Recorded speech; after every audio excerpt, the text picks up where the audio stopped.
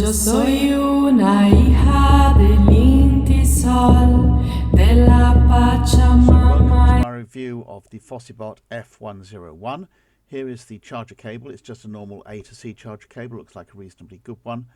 Here is the charging plug. It's supplied into a box, which is a bit fiddly to open. It's one of these ones that's got a folding earth pin on it, so it's nice and compact when you fold it up for packing in a suitcase and so on. I actually use a 4-port charger on my desktops, on my bedside table. So I've only used this a couple of times just to test it out. It seems to be fine. This is the instruction manual, which is written in a size of type that I can read even with my computer vision glasses on. It's got a few bits of useful information in it, as well as the normal safety bump and so on, which you can read if you want. Most of what you need to know, though, you'll already know. And here is the phone itself. There is the SIM pin, which has got a little hook on the end. So here again is the phone. That's the information screen on the front. That's the cover over the C-type connector, which you use for charging and so on. And there is the smart button, and there is the cover over the SIM tray. There's space for one SIM and one TF card, or two SIMs, depending on your choice. I've got a SIM and a TF card in there now. You just push the pin in and then use the hook on the end to pull the tray out. And they've got the on-off button and the volume up-down button, and there's the there is the information screen being peeled off, and you can see there's a screen protector fitted. So after setting the phone up and allowing it to install various apps, I've installed some more and moved some more up. There's some things I want to show you. First of all, if you swipe up from the bottom like this, you get a list of all the apps that Play Store thinks you've got installed. So you can pull them up onto one of the main screens if you want to.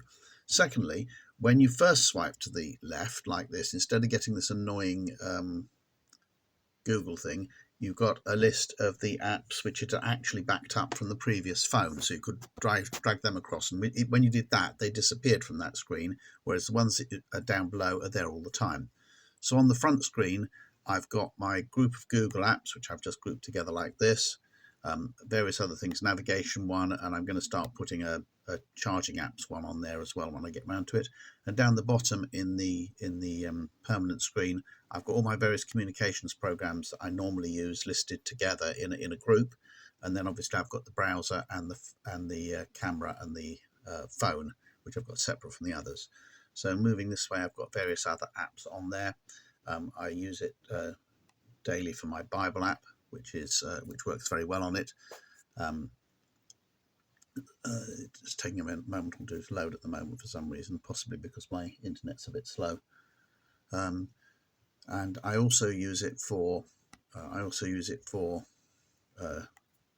Duolingo quite a lot. It's the Duolingo app. That is a slow app actually these days. I think their servers are getting quite slow, but it works reasonably well on this phone. I have found with this phone, because the screen is a little bit smaller than I've been used to, it does seem to take me a bit of time to get text messages right. They proving to be a bit difficult. Oh, what's gone here? Proving to be a wee bit difficult. Yeah, there we are. It's a fairly nice screen. Phone seems to work reasonably well, and I'm fairly happy with it. F110 connected by a nice short A to C cable to my car, and there is the Android Auto screen. So you can see I've got navigation and entertainment on there, and the sound is absolutely fantastic through my car system. I think the chips in this phone are excellent.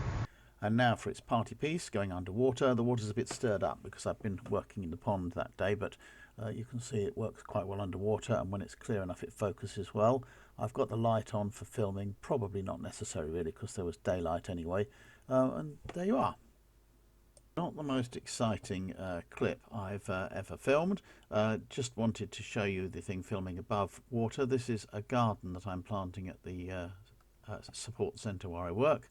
Some herbs in there and some roses in at the other end, and some herbs waiting to go in there, and some bags of compost and various bits and pieces that I'm needing to clear once I've finished doing the planting. So there we are, just a nice little bit of filming for you. So here are just a few photos I happen to have taken. This is one of some wild carrot and another wildflower in my front garden. Here's a team that came to help us with a job at the safe the other day. Here is a photograph of my wife and myself at a reenactment event. And finally, here is one of my back garden, just showing you the sort of thing you can do with the camera.